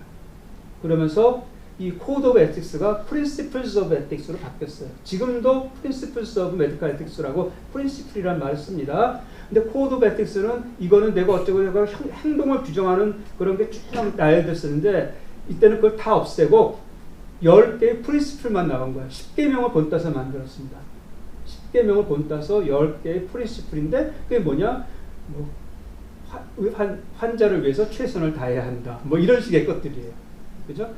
뭐 의사의 개인적 이득을 취해서는 안 된다. 이런 두루뭉술한 그런 원칙만 10개를 만들어 놓은 거고 그러면서 거기에서 이 코드 오브 에틱스가 의무가 아닌 그냥 권고 수준으로 나눠지고 AMA에 설치했던 윤리사법위원회도 해체했습니다. 그러다 보니까 이제 자율 규제의 기능이 완전히 상실된 그런 식이에요. 그냥 알아서 하는 걸로 만들어 놓은 거예요. 우리나라도 사실은 코드 오브 에틱스가 있었다가 2000몇 년, 2004년도였나? 한번 없었던 적이 있어요. 2004년. 예, 그때도 우리나라 똑같이 어쩜 그렇게 똑같이 두리뭉실하게 만들어 버렸었어요. 예, 그러다가 다시 이제 최근에 바뀐 그거였지만 미국도 똑같은 행동을 했던 거예요. 그래서 근데 다행히도 이 규제의 기능 없는 윤리 강령으로는 의사사회 내부의 갈등이나 도덕적 문제를 해결할 수 없다는 사실을 곧바로 깨닫고 8년 만인 1911년에 다시 이 윤리사법위원회를 다시 설치하고 그 다음에는 윤리 강령을 재개정해서 위원회에다 제재 권한을 부여하고 몇 가지 금지 조항도 추가하고 이러면서 그 후로는 이제 계속 이제 뭐 애노테이션을 만들고 뭐 해가지고 일종의 판례대로 하면서 아까 제가 말씀드린 골드워터를 뭐 이런 것도 비슷한 건데 그런 식으로 해서 이제 행동을 규제하는 규범을 계속 다시 만들어가는 그런 상황이 되고 있죠. 그래서 이런 정치적 윤리로서의 애매의 윤리 강령은 의사의 사회적 지위 향상, 대중으로부터의 신뢰와 권위의 획득, 그리고 수익 증대에 지대한 공헌을 했습니다. 그래서 AM의 윤리 강령이 일반 대중에게 의사는 과학자이고 존귀한 신사이고 책임감 있고 유능하다는 인상을 심어준 데 성공을 했고 오늘날 책이나 영화, 신문 등의 매체에서 미국의 의사들이 유럽을 포함한 세계 어느 나라 의사들보다 더 도덕적인 신사로 표현되고 있는 것은 바로 이런 윤리 강령에 힘입은 바가 크다. 제프리 벌란트라는 사회학자는 의사들의 윤리 강령에 대해서 이렇게 설명을 했다.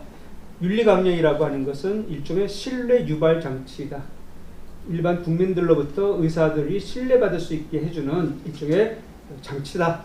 그래서 이것은 의료 서비스의 시장 가치를 증지시키고 이를 필수적인 서비스로 승화시키는 데 일조하였다. 윤리 강령은 또한 의사 환자를 가부장적 운정주의의 관계로 정립시켜 놓았는데 이를 통해 의료 서비스에 대한 소비자 시민단체의 영향력을 성공적으로 무력화시킬 수 있었다. 이게 굉장히 중요한 말이에요. 아까 제가 자유주의를 말씀을 드리면서 소비자단체, 시민단체는 계속 뭐라고 그래요? 환자들한테 너의 자율성을 잃으면 안 된다. 자율성의 원칙이 의료윤리의 제1원칙이다. 인폼드 콘센트 계속 얘기하죠. 그게 자유주의에 입각한 그런 얘기예요. 그러면서 의사들의 온정주의 이거 굉장히 나쁜 걸로 얘기를 해요. 의사들 니들이 뭔데 감히 온정주의 네가 무슨 파터널리즘이냐. 너희들은 그저 환자들한테 니들이 아는 정보 다 제공을 하고 결정은 환자가 하게 해라. 이게 계속 얘기하는 거예요. 그런데 그게 다른 프로페션에서는 다 먹혀 들어가요. 근데 의사들한테 안 먹혀 들어간다는 거죠. 왜? 환자는 굉장히 절박한 존재가 되는 거죠. 물론 이제 성형외과, 피부과 환자는 절박하지 않죠. 그렇지만 뭐 흉부외과 뭐 이런데 그런데 환자들 절박해요. 암에 걸린 환자들. 그런 사람들은 시민단체, 소비자단체 뭐 딴 사람들이 야 너 그냥 네가 결정해 자율성을 갖고 해라고 하면은 아 싫어 매달릴 거야. 의사 선생님한테 매달릴 거야. 선생님이 저를 그냥 환자로 보지 말아주세요. 저를 동등한 환자로 보지 말고요. 저를 선생님 아들이나 딸로 생각해 주세요. 이 사람을 저희 어머니를 선생님 가족이라고 생각해 주세요. 이렇게 얘기를 하는 거예요. 그죠? 네. 그죠? 파트널리즘이 유지가 되는 거고 그것을 막 멋있게 포장하라는 게 윤리강령인 거예요. 그죠? 그래서 일반 대중을 취약한 개개인의 환자들로 분열시킴으로써 의사들은 단결된 소비자 집단으로서의 대중이 아닌 상호 고립된 개개인들을 상대할 수 있게 된 거다라고 하는 거죠. 이게 윤리 강령의 아주 중요한 기능일 수도 있다라고 하는 거죠. 더 나아가 윤리 강령은 의사들이 자신만은 구원해 줄 것이라는 믿음을 환자들한테 심어줌으로써 환자들 사이의 경쟁심을 유발시킨다. 그죠? 따로 보려고 그래요. 선생님 저만 어떻게 바쁘시겠지만 어떻게 저만 어떻게 좀 특별히 더 뭐 이런 식으로 신경 써주시길 바란다. 뭐 이런 식의 얘기를 하는 거죠. 그 결과 환자들은 자신과 의사 사이에 그 어느 누구도 개입하는 것을 원하지 않게 된다. 의사 환자가 갖고 있는 정서적 힘의 상당 부분은 비용에 상관없이 의사가 자신의 생명만은 구해줄 것이라는 환자들의 이러한 소망에 기인한다. 그러니까 이거를 의사들은 잘 이용을 할 수 있어야 결국 아까 얘기한 자유주의의 어떤 그런 압력에서부터 자율신계권을 구할 수 있는 그런 희망이 보일 수 있다라고 하는 거죠. 네, 이거는 뭐 저희가 몇 번 얘기한 적이 있는데 온타리오주 면허관리기구에서 하는 그런 것들이고 여기도 윤리위원회 디시플린 커미티가 있고요. 1년에 한 60건 정도를 하는데 뭐 우리나라랑 다르게 굉장히 무시무시하죠. 여기서는 이제 디시플린 히어링 청문회가 수시로 열리는데 이 청문회 열리는 걸 홈페이지에 가면은 맨날 공지가 되어 있습니다. 그래서 관심 있는 사람은 아무나 와가지고 정말 누구나 들어와가지고 그 청문회에 들어가서 그 청문을 참관을 할 수 있고 뭐 언론에서도 가서 뭐 바로 방송도 할 수 있고 좀 이런 식으로 되어 있고요. 이 사람들이 무슨 어떤 비윤리적 행동을 했다는 게 다 미리 공지가 됩니다. 성추행을 했다, 뭐 sexual abuse of patient 이렇게 나오고요. 언제 한다는 게 다 나오고 있고요. 그리고 그 징계를 하면 징계 결정도 다 나옵니다. 이 슬로카라고 하는 사람이 이 사람은 환자를 3명인가를 성추행을 했는데 그래서 결과로 여기 보면 뷰 프로파일은 이제 이게 간단한 어떤 판결이 나오는 거고 뷰 프로파일은 그것에 대해서 아주 상세하게 나오는 겁니다. 이건 뭐냐면은 뭐 썸머리 나오고 무슨 일을 했던 사람인가, 어떤 쪽에 스페셜티를 갖고 있는가, 레지스트레이션 등록한 히스토리가 뭐가 있는가 하고 이제 청문회에서 어떤 결과가 나왔는가 해서 환자 1은 어떻게 추행했고 환자 2는 어떻게 추행했고 아주 상세하게 나옵니다. 그리고 이 사람은 그래서 이 3명의 여자 환자가 그로 이 성추행을 당해서 정신치료를 받게 됐는데 정신치료를 받는 비용 6만 불, 6만 캐나다 달러를 비용을 추가하고 이 청문회 비용 3천 달러를 내야지 되고 면허는 바로 취소가 되고 다시 재교부할 가능성 전혀 없는 그런 식으로 되어 있고요. 이 내용은 계속 홈페이지에 올라가서 앞으로도 계속 남아있는 그런 상태예요. 굉장히 잔인하고 어떤 면에서 보면 의사들 입장에서 보면 정말 무시무시하고 너무하다 싶을 정도 그렇게 되어 있는데 외국에서 그렇게 한다는 거죠. 의사들이 그런 거에 대해서 크게 뭐 문제 삼지 않고 있고. 이것도 마지막 슬라이드인데 일본의 유학자 하야시 주사이 이분은 이제 아까 얘기한 오쇼 시라이보다 조금 후대 사람이신데 이분이 무슨 말을 했냐면 작은 선은 큰 악을 닮았고 큰 선은 비정함을 닮았다라는 말을 했어요. 그러니까 우리가 작은 선의를 계속 베풀다 보면 결국 그게 큰 악을 낳는다는 거죠. 너무 인정에 끌려서 온정에 끌려서 봐주기식으로 이렇게 하다가 보면 그것이 큰 악을 낳고 근데 비정하게 해야 우리가 큰 선을 이룰 수가 있다라고 하는 그런 이야기를 합니다. 그래서 어떤 면에서 보면은 내부적으로는 우리가 좀 비정하게 볼 필요가 있고 외부적으로 보면은 상당히 좀 영리하게 행동을 해야 할 필요가 있다라고 생각이 들고 이렇게 해서 이제 자율규제가 우리나라에서 안 되는 이유를 그 두 가지를 한번 좀 살펴봤습니다. 예, 이상 마치겠습니다.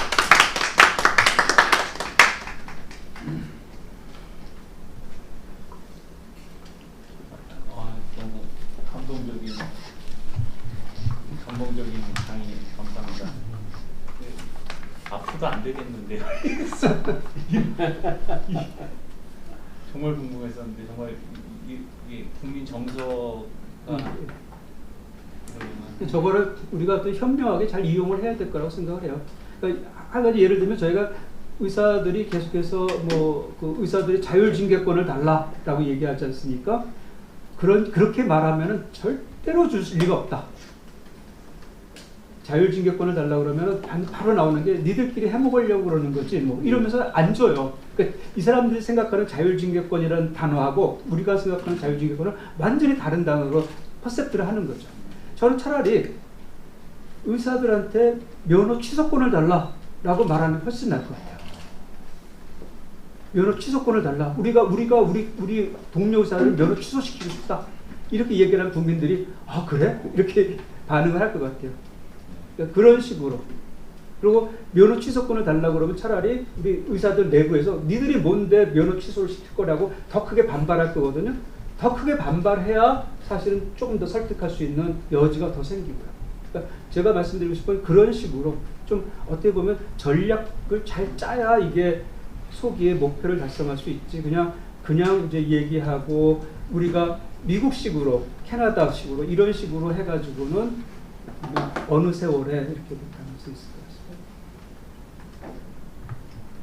우리는 너무 늦고 국민의 정서가 달라서 거꾸로 치고 들어가야 될 것 같아요. 정부는 항상 하는 얘기가 그렇잖아요. 내려주고 싶은데 국민이 싫대.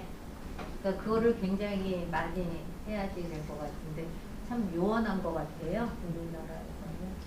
좀 열심히 징계를 많이 해야 됩니다. 많이 해야 됩니다. 질문 하나 네. 그 비정하게 해야 자율징계권을 가져올 수 있다 말씀을 하셨고 내부적으로 그 면허 취소권을 달라고 해서 반발을 가져올 정도로 비정하게 해야 된다고 하셨고 외부적으로 영리하게 행동해야 된다.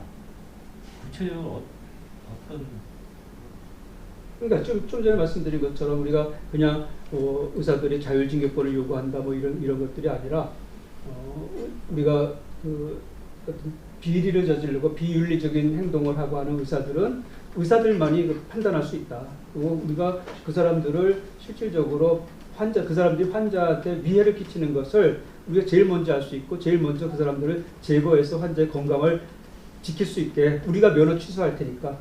저는 심지어는 뭐 우리가 책임지고 1년에 몇 명씩 취소시킬 테니까 우리한테 취소권을 좀 달라.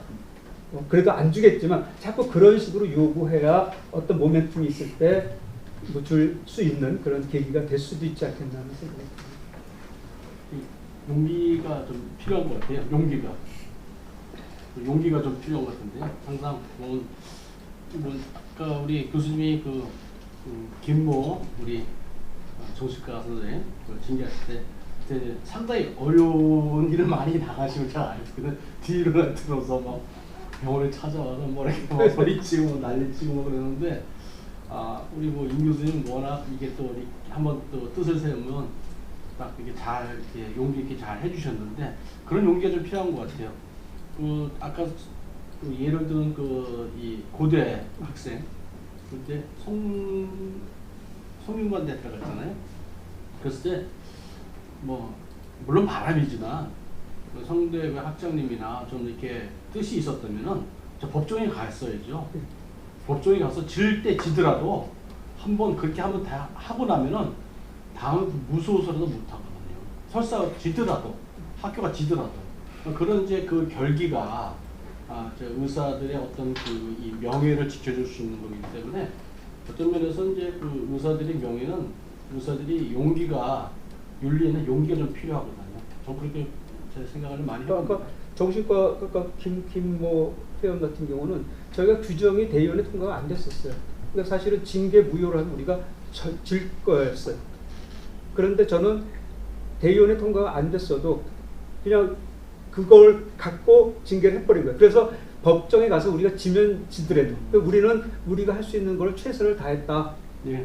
법원이 그건 손들어준 거다라고 하고 아까 인하대 같은 경우는 저는 잘했다고 생각을 합니다. 그거는 일단 자기네가 정학을 내고 다 했으니까. 근데 법원이 그걸 한 거지 교육자로서의 역할은 다 한 거거든요. 예. 근데 성대 같은 경우는 아니 불행하게도 자기네가 먼저 법적으로 이건 우리가 이길 수가 없대 뭐 이러면서 그냥 뭉개버린 거고 학생들은 반발하고 하는데 저는 학생들이 얼마나 그 자기 교수님들한테 실망했을까 뭐 그런 생각이 들어요. 예. 근데 사실은 그 성대 문제는 그때 이제 고대 문제는 3명이었었잖아요. 근데 하나는 딴 거를 하고 하나는 벌써 의대를 들어가서 다니고 있었고 걔가 3번째인 거잖아요. 그러니까 3번째 늦게 그것도 입학 때 한 게 아니라 늦게 알았기 때문에 그때 이제 지금 인하대 징계하느냐 마냐하고는 또 한 차원이 다르게 얘네들은 다 자숙하고 들어왔기 때문에 그게 자숙하고 들어온 애가 학생으로서 새로 들어와서 하는데 이거는 너무하지 않냐는 공론이 너무 많이 깔렸던 것 같고 이제 우리 입장에서는 이거는 씨앗부터 잘라야 된다. 이거는 인성이 잘못됐다라고 이제 주장을 하고 헤매는 거라서 그 부분이 이제 인하대랑 하는 거죠. 고대에서는 이제 뭐 하여튼에 시끄러워서 이제 자르긴 했지만 자른 상황에서는 법에 갖고 가나 그런 건 없었거든요. 그러니까 이제 그리고 나서 이제 얘네들은 자기네 딴에는 엄청 자숙을 해서 했다고 이제 했는데 그나마 이제 성대는 두 개가 같이 동시에 맞물렸으면 아마 분위기가 좀 달랐을 것 같아요. 근데 이제 하나는 빠지고 하나는 잘 다니고 있는데 얘가 이제 늦게 발견이 돼갖고 시끄러운 거여서 아마도 자숙을 했다는 거에 대해서요. 그건 자숙이라는 게 자기 스스로 자기 자신을 용서하는 것밖에 우리는 알 수 있는 방법이 없어요. 외부로 드러나는 게 없거든요. 물론요. 그리고 뒤에 비하인드로 많은 그런 이야기는 좀 들은 게 있는데 차마 이렇게 공적인 얘기 아닌 못하지만은 그분들의 행동들이 학생들이나 그 학생의 그분들의 행동이 이렇게 정당성을 그렇게 지금처럼 동정을 살 만큼 이렇게 반성을 했다고는 볼 수 없을 것 같아요. 예. 물론 이제 그래서 여러 가지 의견이 나올 수 있을 때 가지고 진짜 본인이 자숙했으면은 의과대학 공부를 하더라도 사람 보지 않는 파트에서 일을 할 수 있는 방법이 있지 않냐 이런 얘기도 나왔었거든요. 근데 아무튼 이런 징계에 대해서는 우리가 어떤 용기가 좀 필요하고 그래야 법에서 지더라도 우리 스피릿이 살아있잖아요. 우리 정신이 살아있죠. 걔는 지금 무슨 과 혹시 아세요? 물론 어떻게 제가 또 들었는데 그 중에 한 명이 그 한일병원 사투리 받아. 아 그래요? 그래서 왜 거기에 다 그런 사람만 보이냐 그런 얘기도 있는데 그러니까. 지금 두 분 다 또 중앙윤리위원이시잖아요. 저도 이제 서울 작년 3년 동안 서울시 윤리위원회 했었거든요. 그래서 43건을 징계를 했어요. 그리고 이제 3건은 이게 중윤위 소관이냐 지혜 소관이냐 때문에 그것 때문에 이제 보류가 됐던 거였는데 실은 그 3건이 되게 중요한 건데 못했는데 그 중에서 이제 저희들이 행정처벌 8건을 갖다가 서울시에서 의뢰를 했어요. 8건. 그리고 경고를 32건 했거든요.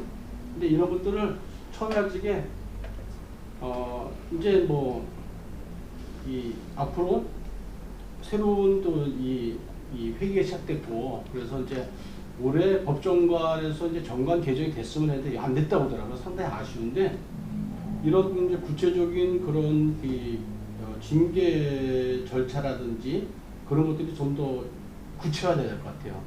첫 케이스가 이제 전공의 폭행한 교수님에 대한 교수에 대한 징계인데 처음에 완강했어요.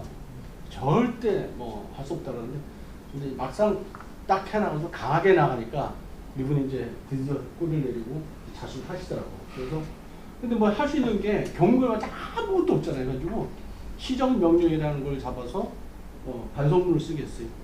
반성문 쓰십시오. 그리고 전공의 지도에 대한 그 자기 생각을 내십시오. 했거든. 처음에 뭐 율사 분들도 있었어요. 이건 법적 근거가 없는데 어떻게 합니까?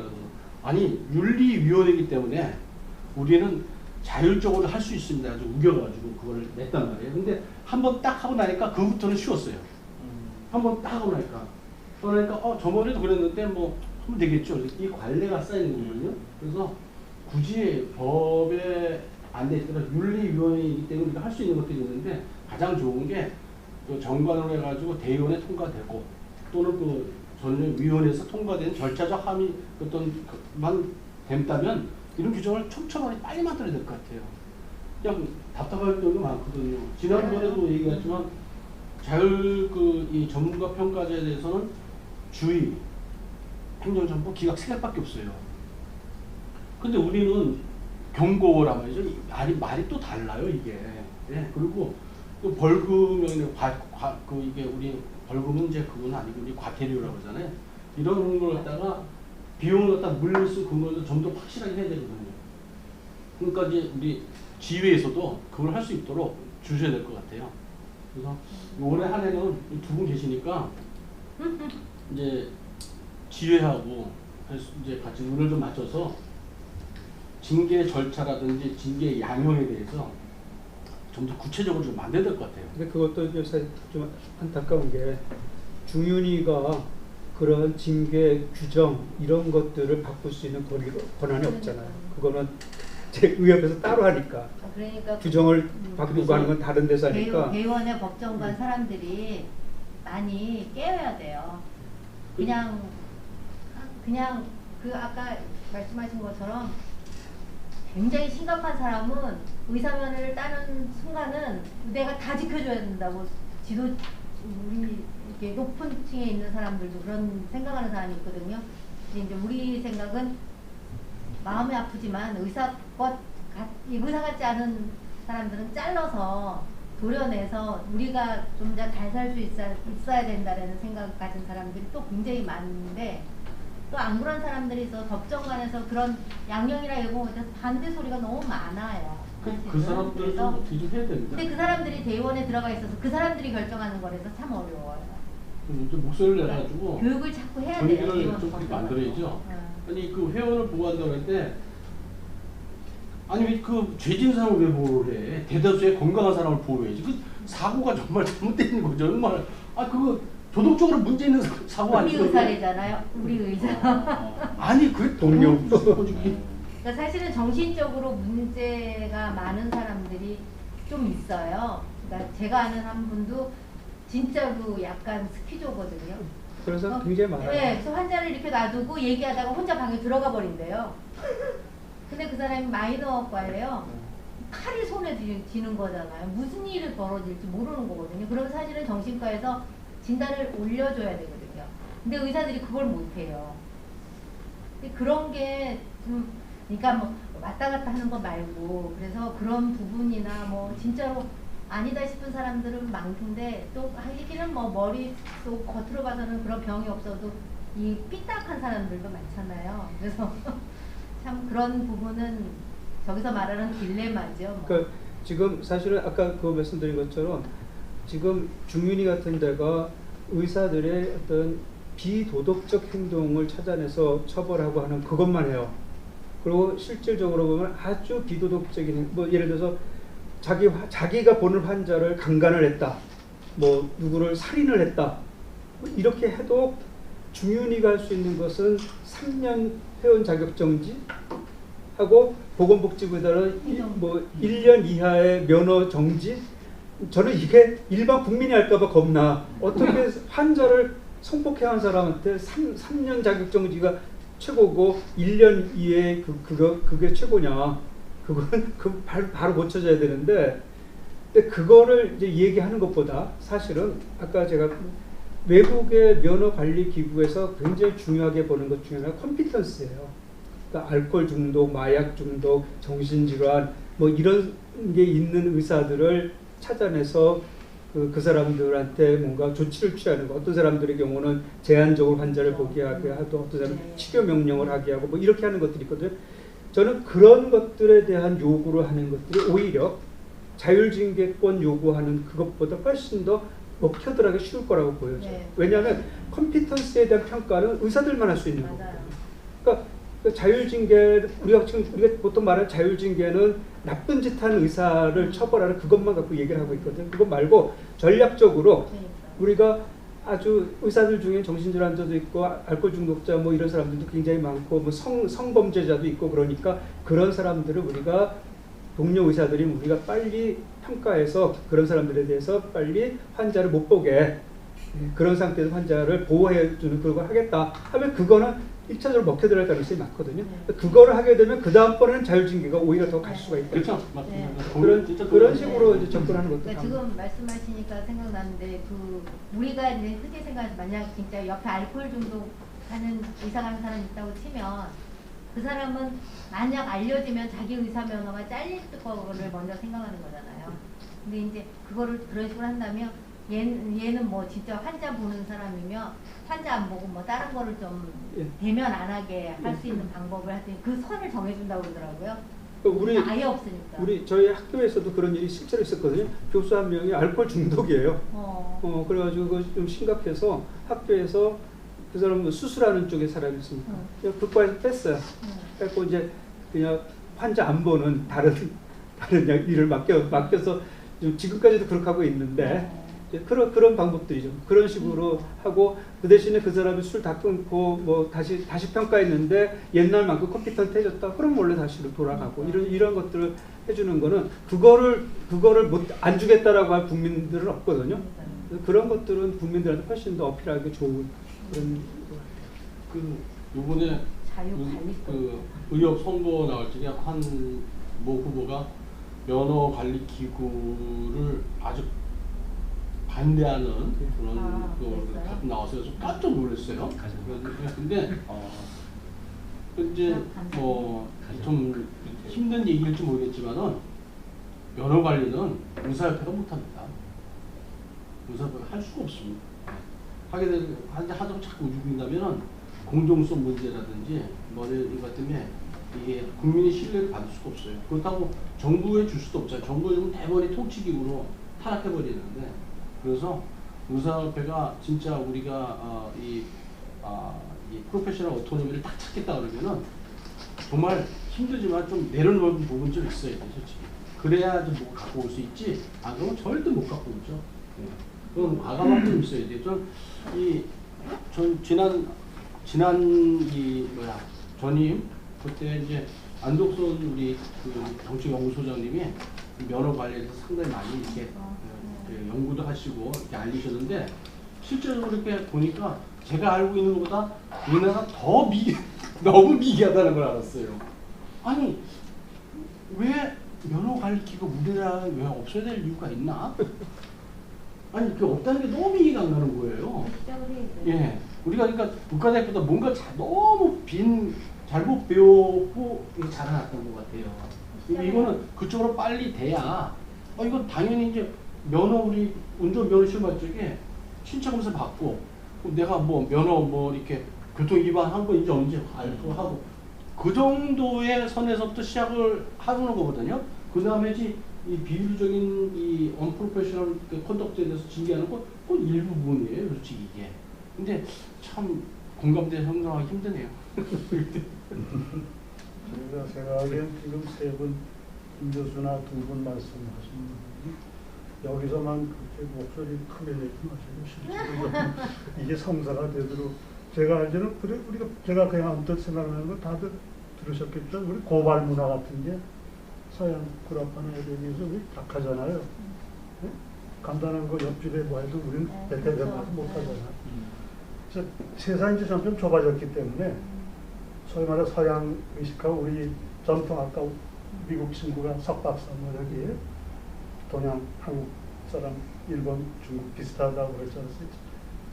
전통적으로 문화 배경이 저희는 그렇다고 보니까 이제 세상이 좁아졌기 때문에 빨리 가운데로 우리는 저쪽으로 가야 되거든요.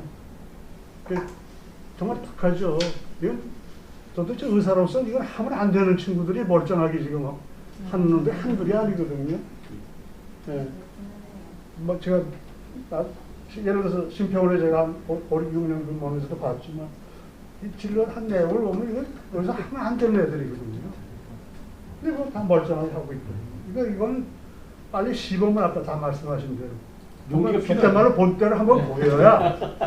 근데 이게 물론 말은 쉽고 다 진짜 어려워서 그렇겠지만 근데 이제는 이거를 적극적으로 나설 때가 되지 않았나. 의사가 살아남으려면 맨날 제가 개인적으로 늘 이렇게 투명하는 건 소위 변호사 이런 분들하고 같은 전문직이지만 이 사람들은 법하고 가까운 데 있기 때문에 우리처럼 그렇게 매도 안 당하잖아요.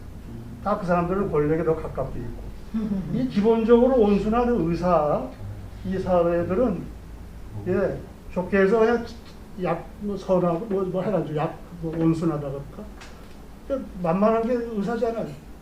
경찰들도 심심하면 그냥 의사만 들어가고 그래야 맞습니다. 이게 숫자적으로 봐서 백성들 숫자 훨씬 많으니까 의사 수보다 그죠?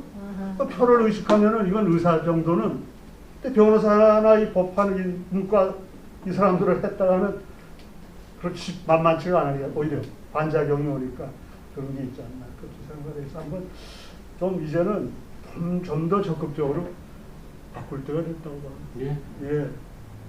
그 윤리위원회에서 이게 결정했을 적에 참 중위에서 많은 일을 하셨겠지만 서울시에서 진짜 센 분들 많이 처리했어요. 오늘 불렀는데 청문을 했는데 변호사만 왔어요. 이 변호사도 상당히 많이 준비를 하고 왔더라고요. 아주 그 자리에서 박수를 냈어요, 진짜. 아주 단호하게. 그거 말 책임질 수 있냐? 그래가지고 딱 녹음한다 하고 딱 가고 그랬더니 그 다음에 꼴 팍 내리고 싹 다 잘못됐다고 그러고 시정 뭐 자기 반성문까지 싹 다 들고 왔어요. 가지고 처음에 같아서는 우리 그 윤리원들을 고발할 기세 들은 것 같더라고요. 그래서 어주? 그래가지고 진짜 뭐 윤리원들이 청문하면서 감정으로 이렇게 치면 안 되는데 정말 저분은 진짜 이건 너무 괘씸하다 할 정도로 그런 적도 있었는데 그때 딱 저희들이 결기를 가지고 한번 탁 냈어요. 했더니 이제 드디어 변호사 꼬리를 내리고 그쪽에 이제 해당 원장도 이제 꼬리를 내리더라고요. 그래가지고 하여튼 이 용기가 좀 필요할 것 같습니다. 용기가 필요합니다, 진짜.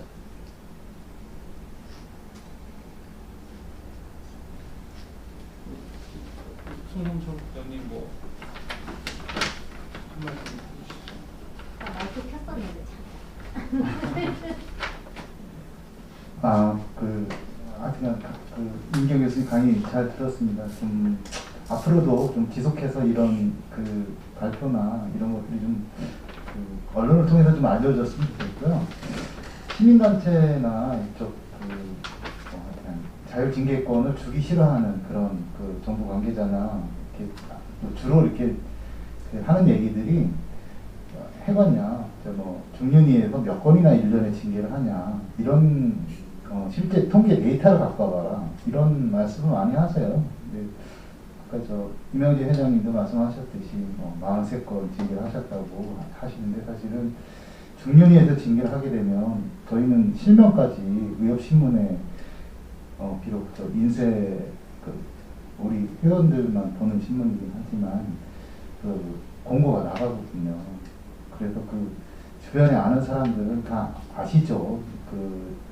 이분이 어떤 것 때문에 징계를 받았다라고 하는 그런 거를. 그래서 좀 징계도 아까도 2년 넘게 걸렸다고 하는데 상임위사에 참석을 해 보면서도 이런 회원은 하여튼 당연히 징계를 해서 빨리 처리를 해 줬으면 하는데, 이미 이제 사회에서 관심이 다 지나간 다음에 이제 그 결과가 나오니까 이제 그런 타이밍이라는 것도 있거든요. 한참 국회의원들이 좀 관심을 갖고 있다가도 몇 년 지나버리면 그 이슈가 다 다른 이슈에 붙여져 버리는 거예요. 도와주고 싶어서 도와줄 수 없는 그런 또 분위기도 있더라고요. 근데 그 부분에서 하나만 말씀드리면, 사실 이제 기사화되면 올라오는데 그 기사에서 저희들 심정은 그냥 한두 달에, 어차피 한 달에 한 번 만나니까 한두 달에 그냥 제 마음 같아서 탁 터뜨려서 나쁜 놈이니까. 얼마 전에 무슨 어린애들 성추행하고 성폭행하고 하는 애들이 하는 사람 있었거든요. 그런 사람은 진짜 법정으로 가버리는 거거든요. 그런 사람은 본때기 있게 딱 해야 되는데, 그러다 보면 우리는 하나도 만나지도 않고 그냥 언론에서 떠든 걸로만 할 수는 없는 거거든요. 그러다 보니까 자꾸만 밀려가는 거고, 지금 법정에 가는 것도 마찬가지잖아요. 사건이 생겼어요. 그러니까 얼마 전에도 만약 죽었어. 내가 요새 이제 어떤 애가 죽었단 말이에요.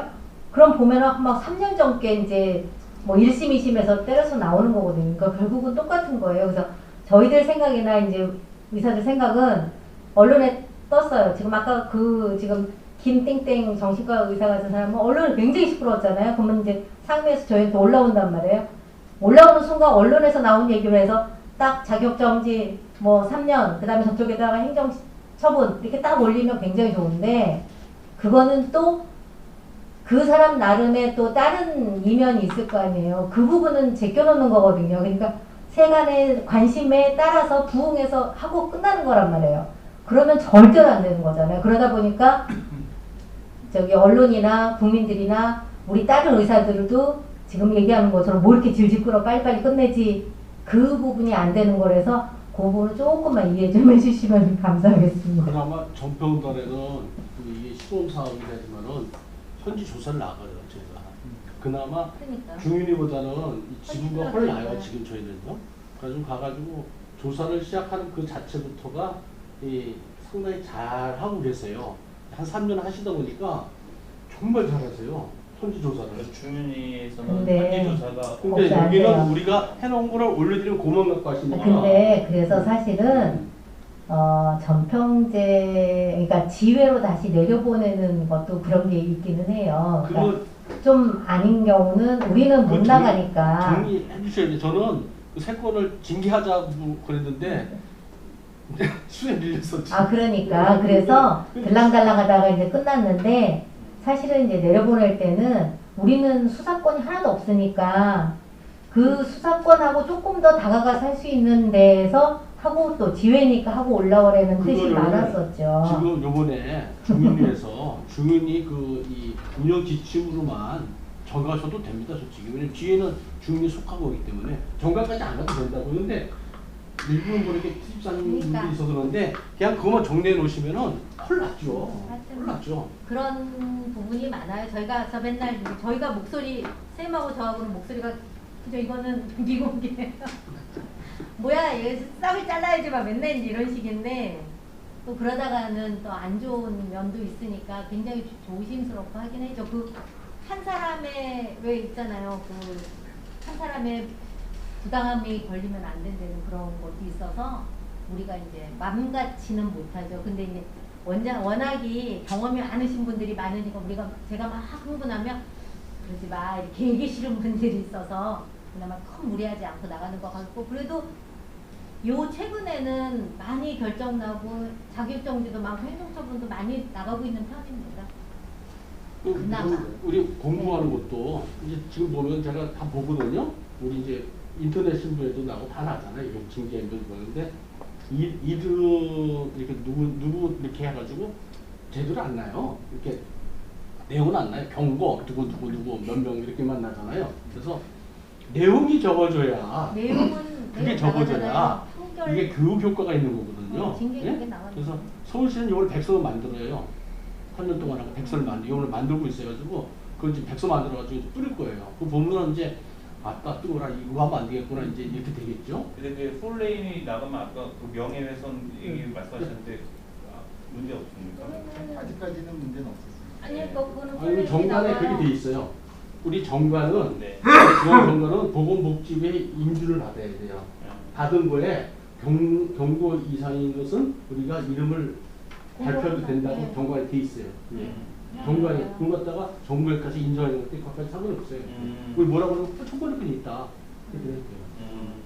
거기 아직까지 누가 실제로 문제를 삼지 않아서 그런데 변호사들 얘기로는 그 변호사들은 변호사법에 의해 법에 규정이 됐기 때문에 상관이 없는데 우리 같은 경우는 이제 의료법에 규정이 되는 게 아니고 자체의 정관만 갖고 있기 때문에 만약에 누군가가 기분 나쁘다 해서 그 사실적인 명예훼손을 했을 때는 우리가 질 가능성이 높다. 한번 붙어야 또. 또 법에서 또 진짜 한번 붙어야 돼. 그래야 이렇게 됐다. 해야 된다. 이렇게 이제 이슈화를 자꾸 씹어야 돼요. 저는 더 나가서 의협 신문에만 잠깐 공부하고 끝나잖아요. 저희 홈페이지 한쪽 면에다가 홈페이지 나왔어요. 페이지를 아니 계속 나오면 이 캐나다 이런 것처럼 캐나다는 무적되게. 우리 동네 누가 의사가 새로 왔어. 또 그 사람 이름 쳐보면 그냥 바로 나오거든요. 언제 뭐 10년 전에 징계받는 거, 20년 전에 징계받는 쫙 나오니까. 그러니까 우리도 그 정도는 그러니까 지나간 것도 했었다 정도까지는 있어야 될 것 같아요. 사실은 회원정지라는 게 회비 안 낸 사람들이 또 이렇게 많이 들어오잖아요. 걔네들은 땡큐거든요. 회비 내지 말라는 거잖아요. 알아서. 그러니까 원래도 안 내고 있었는데 뭐 전혀 관심이 없죠. 그러니까 그렇게 따지면 그냥 완전히 종료불안이라서 그게 저희 홈페이지에 여기에 한쪽 면에 들어가면 다 찾을 수 있게 그게 뭐 우리끼리 아니라 일반인도 그게 좀 있었으면 좋겠더라고요. 항상 저는 그 생각이. 그 의협신문에는 국장님 그 내용을 같이 실어주. 네. 판결문이 나오죠. 중윤위에서 그 경고 판결문.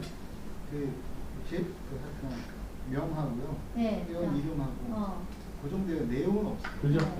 내용은 도대체 지금 그 그걸 원장 봐도 때문에 했는지 참 없어요. 부족한 것 뭐가 같아요. 나온다고 그러더니 전화. 내용을 조금이라도 적어주시고. 아까 그 캐나다 같은 경우는 뭐 캐나다는 좀 뭐 완전히 또 우리랑 체제가 다른 거죠. 거기는 그 디스플린 커미티의 저게 재판의 1심하고 똑같거든요.